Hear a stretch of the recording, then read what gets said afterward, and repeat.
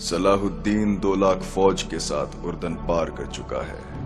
آئیے اب سلطان صلاح الدین ایوبی کی کہانی بھی سنتے ہیں۔ یہ اسلام کا مجاہد اعظم، یہ حلال اور صلیب کی جنگوں کا ہیرو، اور جس پہ امت اسلامیہ کو آج بھی ناز ہے۔ اس کے زمانے میں ریجینالڈ بدبخت ایک انگلستان کے شہزادے نے حاجیوں کے قافلے کو روک لیا اور ان کا سامان لوٹ لیا۔ انہوں نے کہا ہم حج پہ جا رہے ہیں، تو نے ہمارا سامان لوٹ لیا، ہمیں جانے دے۔ تو اس نے دریدہ دہنی کرتے ہوئے کہا بلاؤ اپنے نبی محمد کو جو تمہاری جان چھڑائے۔ بس سلطان صلاح الدین ایوبی تک یہ بات پہنچی تو میں نے تاریخ میں پڑھا کہ وہ دانت پیستا تھا، اس کی آنکھوں میں خون اتر آیا اور اس میں کھڑے کھڑے قسم کھائی کہ جب تک اس ظالم کو کیفر کردار تک نہیں پہنچاؤں گا چین کی نیند نہیں سوؤں گا۔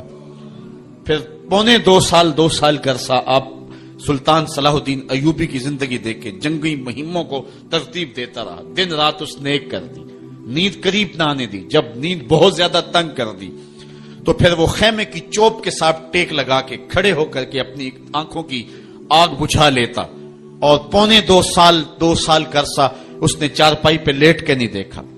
پھر وہ لمحے آئے کہ اللہ نے اس کی مراد پوری کی۔ انگلستان کے شہزادے لائن میں کھڑے تھے، اس نے شاہ گاما کو اپنی کرسی دی اور ساتھ کہا ہم جس کو کرسی دیتے اسے امان دیتے ہیں۔ پھر اس نے اس کے جو نائٹس تھے ان کو آب خورے دیے، ان میں پانی دیا، کہا جس کو ہم پانی دیتے ہیں اس کو امان دیتے ہیں۔